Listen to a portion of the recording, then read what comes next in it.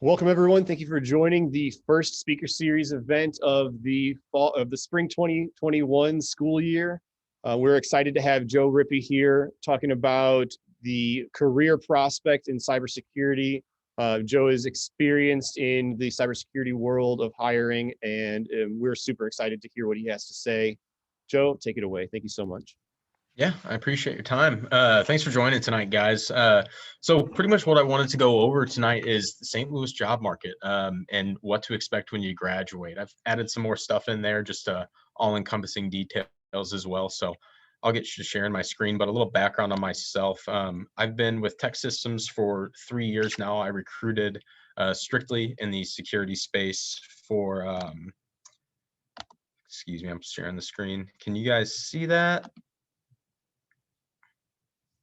Okay, perfect. So I recruited strictly in the security space for 2 years at Tech Systems and moved into sales. So right now, what I'm in charge of at Tech Systems is our state and local education accounts. So I partner up with schools to do everything from data warehouse transformations, application modernization, all the way down to staffing open IT positions. So I want to start off on the first slide, St. Louis market, some stuff I'm going to go over, what to expect when you graduate, what the local job market's like around here, working with IT firms, some salary expectations that you might expect once you hit the market, different types of employment you might come across in St. Louis, and the question of what else can I do to get a job? So what does a recruiter do? Like I said earlier, myself, I'm account manager here at Tech Systems over our state and local education accounts. Pretty much I partner with universities' IT departments through our Tech System services. So what does a recruiter do? I'm sure if you haven't been hit up or contacted by a recruiter yet, it's going to happen soon. Experienced recruiter, they're going to want to know to get your skill set, what you've done in the future, or what you've done in the past technically, and what you're looking for in the future.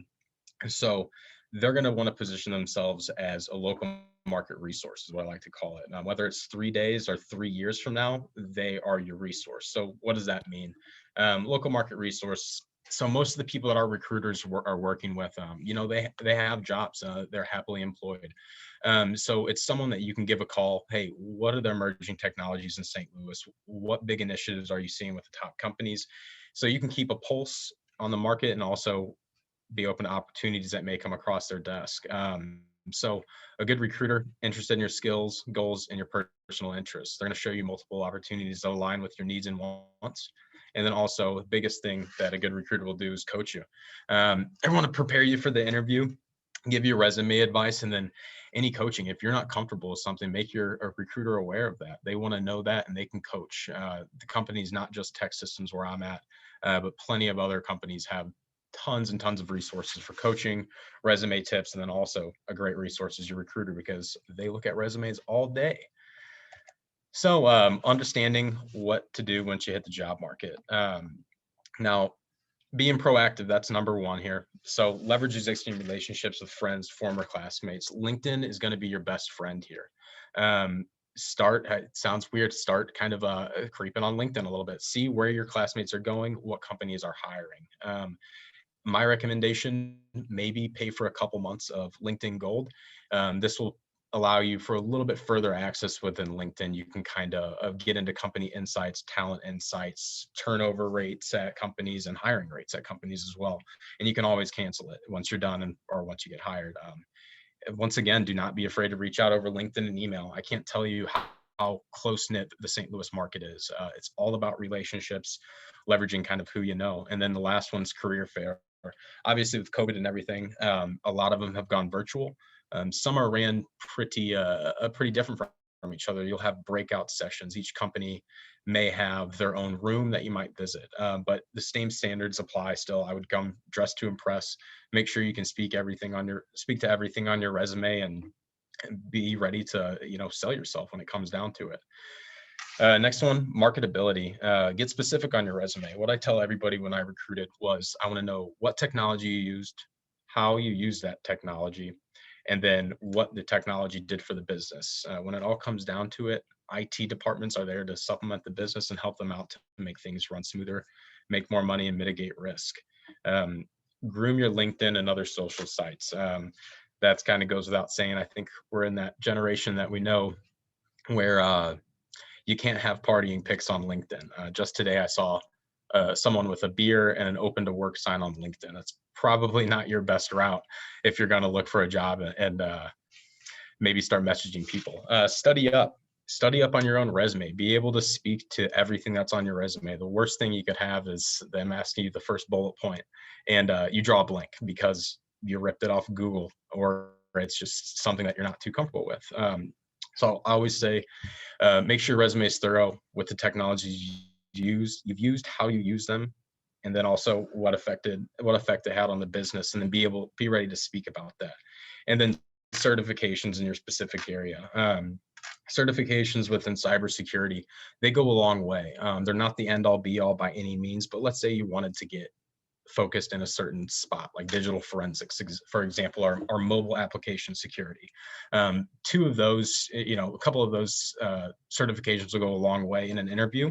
They do hold some weight as in respects to experience as well. So don't be scared to go ahead and try search. There's tons of study programs that are free. I'm sure you guys are much more knowledgeable on the free programs than I am for certifications, but that would be my advice for marketability. Last, don't become stagnant.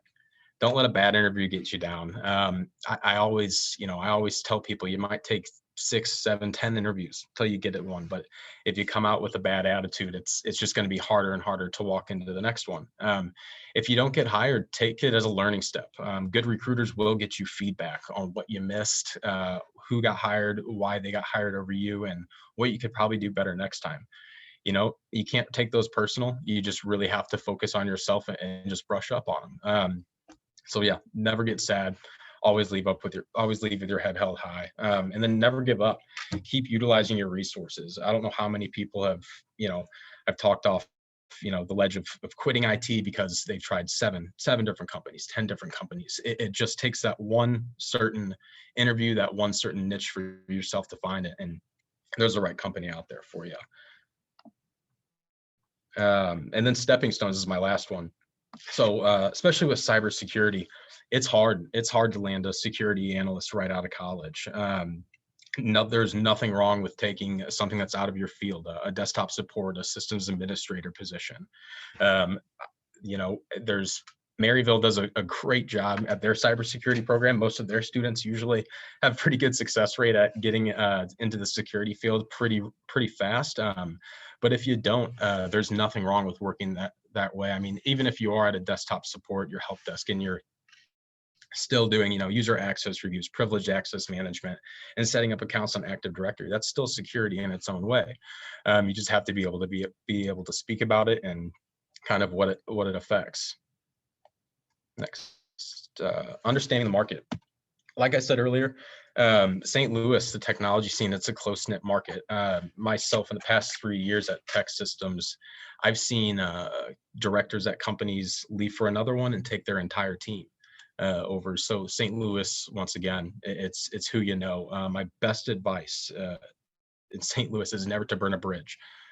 People move around the same companies very, very often, and they do remember names and how people made them feel. So being polite and being nice to your boss, however you might not get along with them, is probably one of the most important things, especially in this community. St. Louis is an IT headquarter hub. We're projected to grow, I think it's 9.8% in the next 5 years from a technology headquarters standpoint. So we do have companies here like Express Scripts, we have Ameren, we have AB, Emerson, tons of companies that are all headquarters here. So a lot of their operations happen here in St. Louis. So that means there's tons of opportunity. Brings me to the next point. Plenty of opportunity, large to small. Tech Systems and other staffing companies around here work with your mom and pop shop, where it might be working with 4 to 5 different people.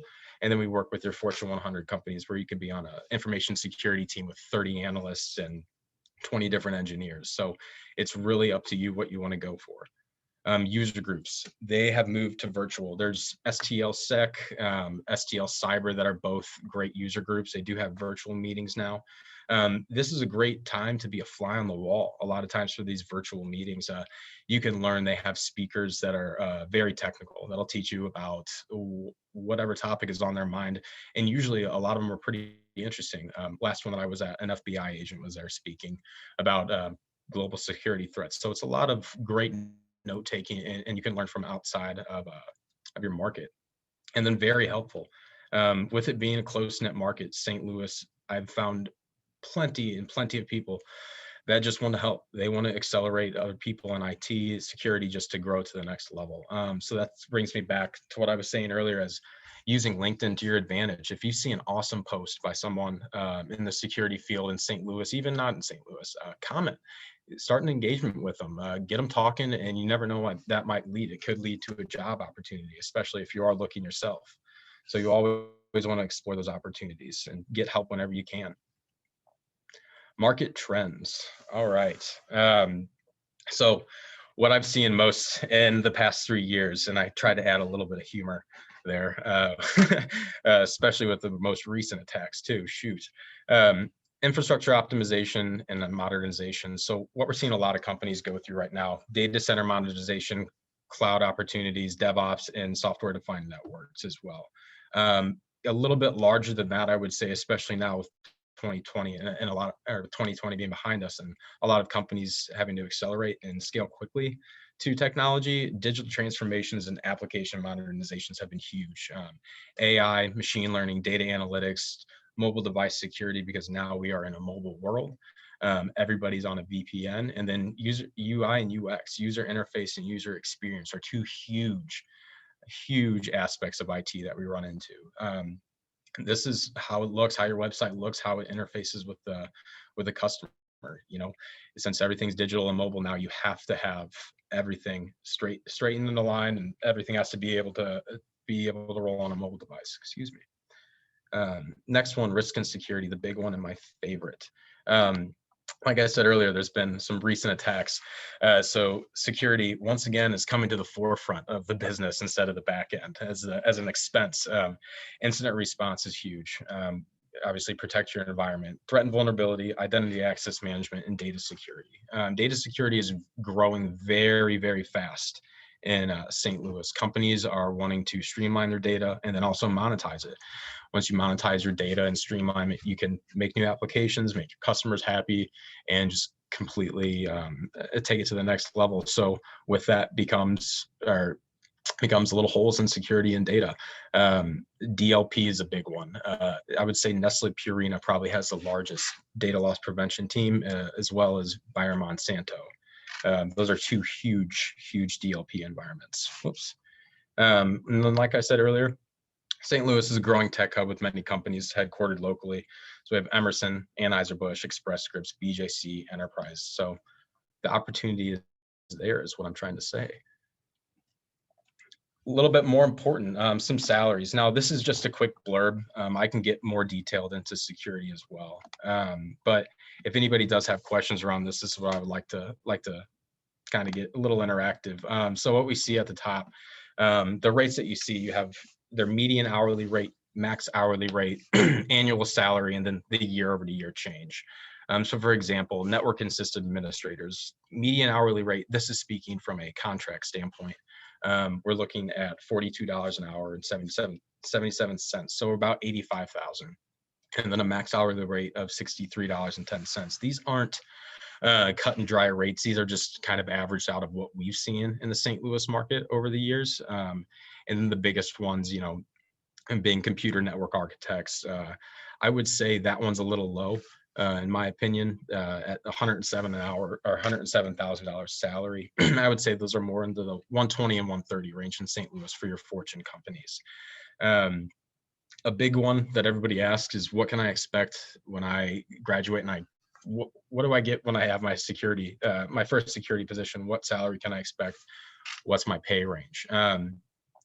That is it's a difficult question to answer. In my opinion, if you can live off that salary comfortable, I would take it. Experience is the best thing you can get in security. So I would say I don't see anything more junior that runs under like $40,000. I would say that's a kind of the low end on the starting point for a security analyst, someone that's doing, you know, endpoint security or anything around there. And then also, I would say the highest paid security folk in St. Louis are application security. A lot of application security penetration testers, architects are probably the top paid in security. Um, and I would say from a network security standpoint, you have your engineers, you have your admins. That's company by company. It really depends. I would say you're looking anywhere from 75 to 120,000, depending on years of experience in the company. You'll notice once you start looking, some industries can't pay as much as other industries. The education fields, you'll have travel industries. Those have been affected in the last year, and they've, unfortunately, had to save some money in some other areas. So you'll see fields like healthcare that can, frankly, shell out a lot more money for the same talent. So you will see that on your job search a lot. But if there's any questions about that, I can clear them up now or at the end when I open up the floor. I'll keep it moving. Types of employment and hiring. So this is what you run into whenever you work with a staffing firm. So we do 3 types of employment: contract, contract to hire, and direct placement or full-time employee. So contract, this is a predetermined amount of time. It's usually project-based. This is a great experience and the best way to get hands-on to multiple technologies quickly. If it's a contract, we see contracts anywhere from 3 months to 4 years. It depends the scope and what they're doing for the project. So, for example, a great opportunity for someone that's graduating, freshly graduated, is take a short-term contract. A lot of short-term contracts are going to be at larger companies with extremely advanced environments, great tools, great hands-on experience. So that's what I mean by it's a great experience, and you can get your hands on multiple technologies quickly, because within 2 years you could be working at 4 to 5 different companies, have different projects under your belt, different technologies. Next, moving on, would be a contract to hire. So this is a predetermined amount of time until full-time conversion. I would say this is what we see most frequently. It's a great foot in the door at the company. You get to feel the company out, and the company gets to feel you out, frankly. So how this works is, if I was your recruiter, it would be, hey, this is a 6-month contract to hire. At the end of the 6 months, you will have the opportunity to go full time. But let's say you call me at 4 months in, and hey, Joe, I'm not feeling this position. It's not really what I wanted. I feel like I could use my skill set a little bit differently, doing this, and that. That's awesome. Well, that's a good thing, because you're not fully invested in that company. You don't have a lot of benefits in 401ks you have to roll over. You have your recruiter to rely on to find you that next better position with usually more pay. A lot of contract to hires are 3, 6, and 12-month contract to hires. So that's what we see most of in St. Louis. And then also direct placement, full-time employment. Obviously, full-time with the employer, opportunity to get ingrained with the company. This is great if you want to climb the corporate ladder, if you want to work your way up. FTE, full-time employee, is going to be the best for you. And then obviously access to internal benefits if applicable. And then the only downside I would say to a full-time employee, a lot of people can get siloed in their work. If they have an entire team and they're only pushing one button for 4 years, it doesn't really keep you the sharpest. In IT, you have to stay on top of emerging technologies, stay on top of what's new and what's hot, and in security, what are the main threats that are coming out. And then other companies like Tech Systems, for example, I'm not trying to plug my own company. There are staffing companies that do offer benefits. So we offer PTO benefits just like you would have at any full-time company. That really takes a lot of that contractiness out of the contract, if that makes any sense.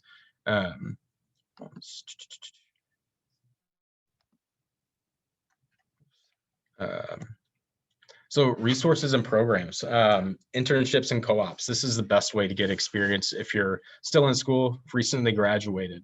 I would say the best or the most frequent co-ops I've seen, you have Olin Winchester. They're based out of Clayton. They're headquartered. They're a chemical company and also a brass company. Ameren is another great co-op opportunity as well. Express Scripts has an amazing internship program, but I can go on for a long time for internships. We can get in contact and talk about them after. The next one, this one's interesting. I actually just learned about this this week, Signal Hill SOC. This one's a little bit different from other programs than I've seen, so I wanted to add it in here. So they kind of work like the Cyber Fusion Center at Maryville, where they do work for nonprofits as well.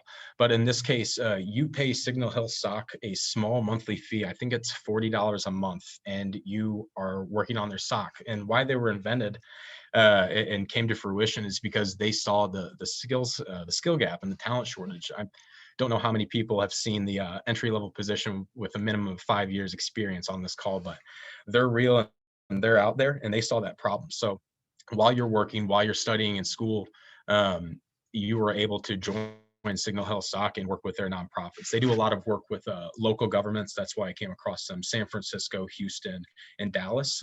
They do a lot of free cybersecurity work for them. Coursera. This is free classes and on numerous topics. They also have a subscription model. I've messed around with it. You can find everything from Python development all the way down to how to unplug your computer. So it's pretty thorough there. Then user groups. I would say this is going to be your best one, where you can form relationships. You can really get to know the local market around you. Like I said, they're probably virtual, but if you do have any interest in user groups, I can definitely connect you to them. I mean, the best ones to join are the ones with the speakers. They're going to have the best knowledge. And then a lot of times people do bring their resumes to user groups. You never know who's hiring as well. You can always keep that in your back pocket. Hey, Joe. Yes.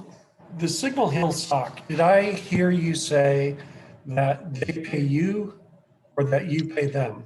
You pay them. It's I believe it's $40 a month. And then you're able to pay them, get on their program, gain experience, real world experience.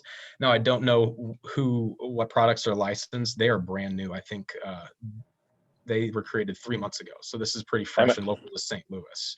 So I'm actually with them. I volunteer with them right now. Nice. Can you add it a little bit more? Yeah. So you get experience with AWS, Splunk, some SSH stuff, threat detectors, and then they do classes and stuff like every Monday and Wednesday to teach people how to use the stuff more properly. And then obviously try and help guide people through any certifications and stuff like that that are going through right now. And they actually set me up on Range Force through it too. So I'm actually doing the Range Force program with them. Sweet. I was just gonna plug Range Force as well. I use Range Force a little bit for just brushing up on some skills. I think it's a really cool platform. There's another one coming out. I don't know if anyone has heard of Black Hills Information Security. If you haven't, check them out. Yeah. And so John Strand is the owner of that, and they're building a basically like a certification, like a tiered certification program that works through basically a cyber range. So as you kind of work through the challenges, you get higher level of certification for different parts of cybersecurity. So I think he's unveiling that later this month or beginning of next month, I believe. So that's something to keep on the lookout for. Nice. Do you know if these organizations also charging the nonprofits or the for-profits that people are working for? I'm not too ingrained in the business on Signal Hill SOC. I'm not too sure if it's offered for free like Maryville CFC does it. I can send you the link to their website as well. That's pretty much where I got my information with. We do work with the guy who actually created it. He was one of our consultants a couple of years back, so we just kept in touch with him as well. But yeah, I added that in there. It's new. And then Sean, what did you say was the it started with an R? I want to add that in. Range Force. Range Force. Yeah, and then I'll see if I can find John Strand's new one, and I think he's charging some like bare minimum just to keep the lights on kind of thing. Yeah, that's the same with Signal Hill. I know he's not out there for a profit. It's more to close the skill gap, and that's what a lot of recruiters run into is dealing with that skill gap. Well, the context for my question is that there seem to be more and more of these IT organizations that are starting, and it's the Reveture model of we'll give you experience, and you may have to pay us a little bit for that. But the problems that they're using to give experience, they're charging companies to solve those problems. So they've got two revenue streams coming in, which is a brilliant model if it works. But Yeah. so, No, I so yeah, I understand that. So the it's anti-siphon cyber range is on Black Hill Information Security. That's on their website. And so that's one of the certification things where as you go through and get better in the range, you get certification, like a higher certification level. So that sounds pretty cool. They're working with like big companies to make sure that their certs are recognized. So that should be released pretty soon. Or the range is already out, but there's like the certs they're unveiling pretty soon. But there's there's a lot of different options. Kind of what you're saying about that last one. I was thinking maybe we should start charging at the CFC so we have another revenue. Oh man, speaking of the choir. Scott, I know Signal Hill's a 503c nonprofit. That doesn't mean you can't make money. Yeah, it does. Yeah, don't tell the NFL that. Is it Maryville a 503c also? Yes. Yeah. Well, thank you. No problem. Thank you. Oh, and then you know what? I had one question pop up from Brian. If there's a list of where we can get some like a repository of IT staffing firms. Yeah. I don't know if you want to send that over, I can disperse that I can get that to Brian. I don't yeah, I can get a list over. I was going to say I can tell you the big three off the top of my head in St. Louis. Tech Systems is going to be your biggest. Apex Systems is going to be number 2. Insight Global, that's number 3. And then you have like Doherty Business Solutions are more of a service provider. And then, I mean, there are an unlimited amount of staffing companies, but those big 3, Tech Systems, Apex Systems, and Insight Global are going to be your 3 main ones that have a lot of the work in St. Louis. But I'll get an email over that's a little bit cleaner to you, Sean, and you can go ahead and send it out. Cool. Thanks. Yeah, and if whatever's on your mind, guys, I can't see everybody that's on this call, but please ask. I'm really casual and an open book. If you got questions about a certain company, a certain hiring style, what to do in an interview, let me know. I would love to help you out, and just wanted to make this an open floor because I know I've been in this position, and it can be nerve-wracking for a lot of students, even if you are in the job market. It still is nerve-wracking getting a new position. So just wanted to make it a comfortable open floor for people. I have a question that I get from a lot of students. Yeah. So, and I have mixed feelings about it personally, but then they tell me all the answers that they've heard. So they hear a lot of mixed answers as well. I just kind of like to know from your experience. So as people are applying to jobs, should they, so this is kind of 2 parts. Should they make a resume for each application, and should they write a cover letter for each application, or even submit a cover letter at all? So I guess that's 3 Yeah, parts. that's a good one. Same with, you probably get how many pages can my resume be a lot too. Oh yeah. So I would say, well, first off, starting off with pages really doesn't matter. I get 6 pages as long as it speaks to what you know and well. I don't think companies really mind. Now, cover letters and individual resumes. I would just have one solid individual resume, unless you're trying to go for 2 different fields. If you want to go for more of a threat and vulnerability job, you're probably going to word it a little bit differently than you would like a risk and audit position, your experience at school. So I would just stick to one. It's really, I really have never had success in having 2 separate resumes. And if you really need to change it, you can just change a couple of buzzwords in there and kind of word it differently. And then cover letters. When you're working with a staffing company, it's your recruiter's job to sell you. So myself, I have a paragraph written up about you that makes you shine, has a little bow up on top for you. Now, applying for full-time positions, if you want to, I would say it's a good idea. I think a lot of people are starting to realize the value of a cover letter now. It kind of went away in the times, I feel like, maybe in the last decade. But coming up now, especially in St. Louis, being close knit, it's a small, big town. Something with that little personal touch to put you over the edge is going to be huge. But I wouldn't spend hours and hours of waiting, and typing one up for each job. I would have a quick one, and then kind of fill in the blanks, maybe kind of ad lib one out.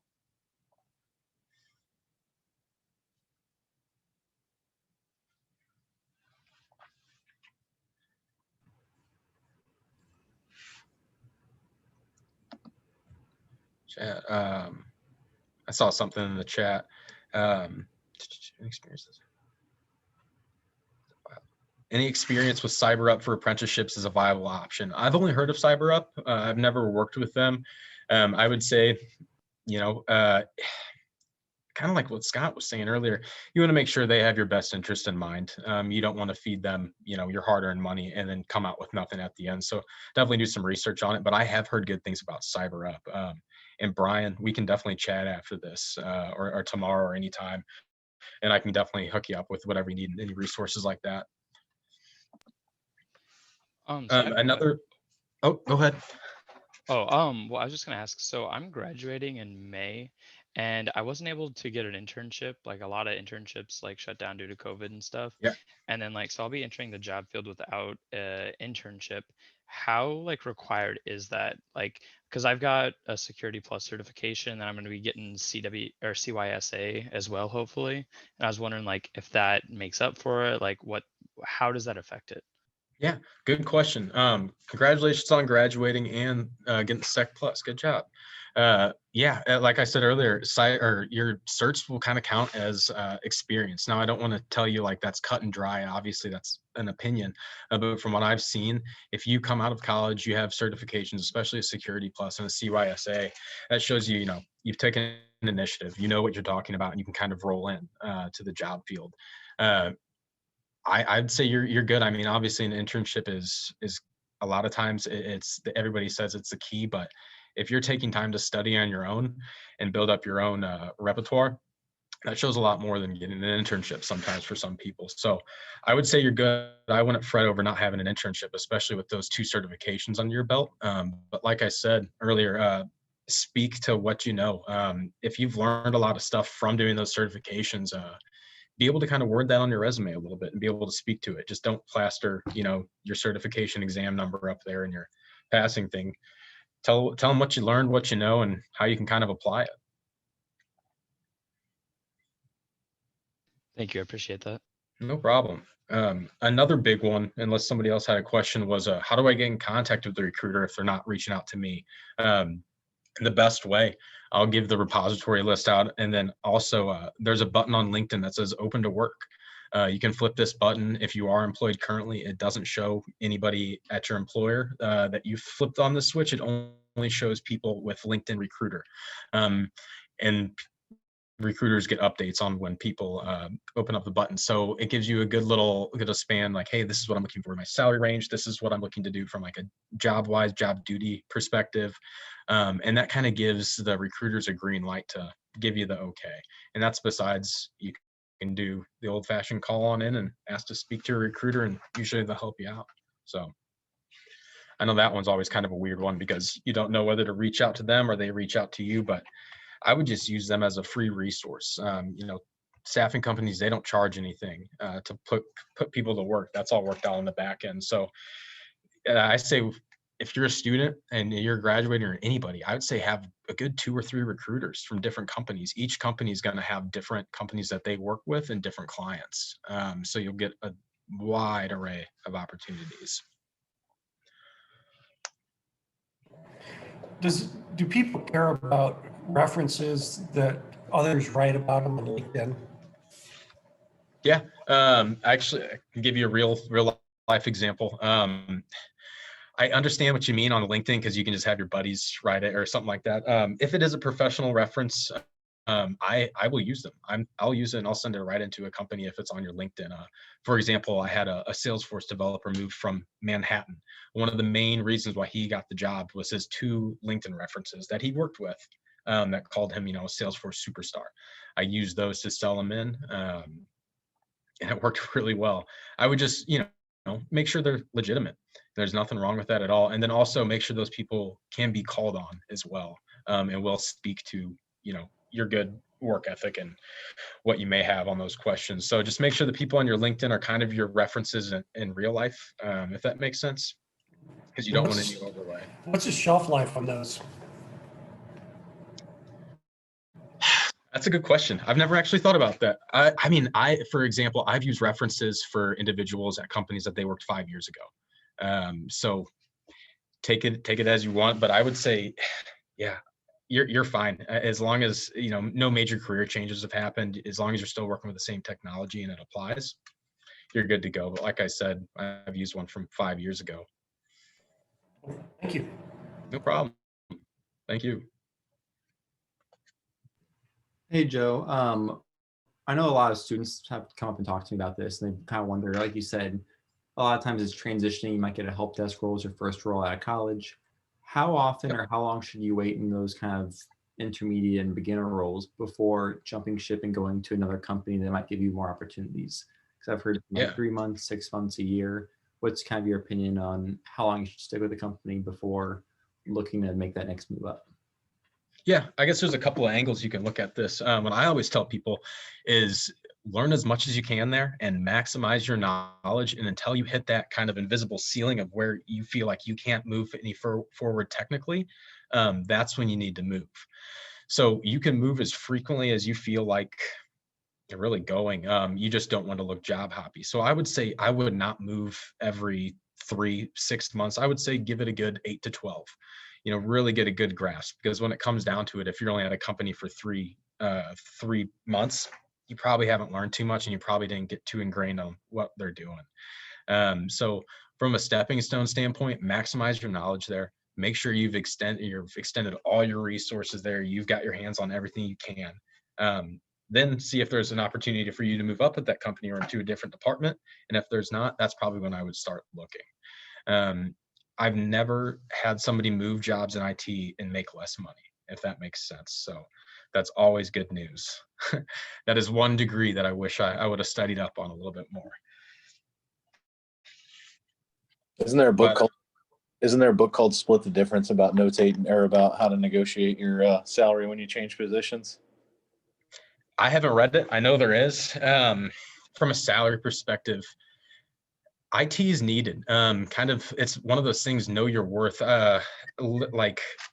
It's an essential part of the business. When I did this in person, I used to hand out local market analytics, kind of a little rundown on what to expect on, like, you know, analyst to an engineer change.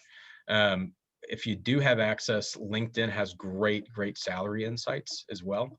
It's at the top right corner, and that'll give you a good local rundown. And if I'm not too sure who answered that, but I can actually, or who asked that, but I can send you St. Louis's local market analytics, my entire slide, and that'll give you a pretty good rundown. Now, from negotiating, splitting the difference, aim high.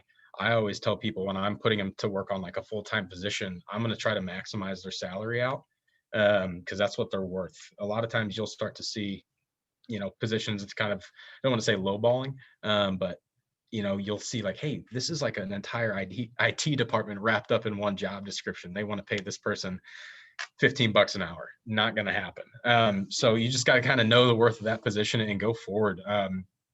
Negotiating raises, that's really up to you when it comes down to it. But I always say go for it.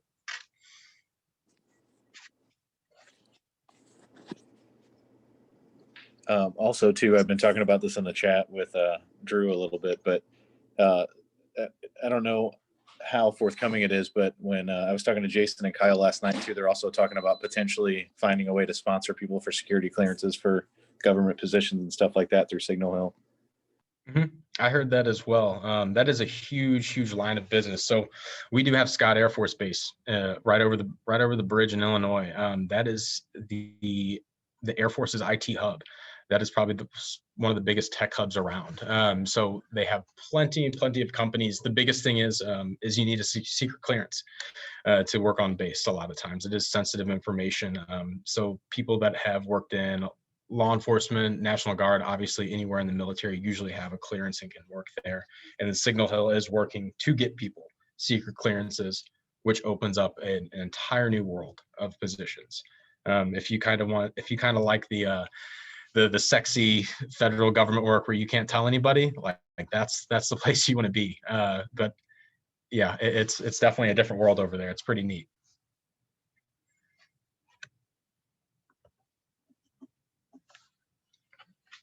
Well, if there's anything else, I'm just going to say, feel free. You can definitely reach out to me.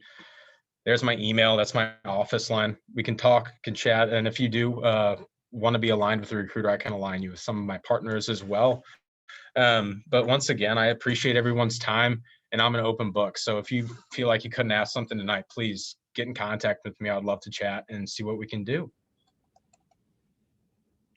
Awesome. Thank you so much, Joe. We really appreciate your time and your expertise. And No problem. if anybody has any questions, feel free to reach out to Joe. There's his contact information.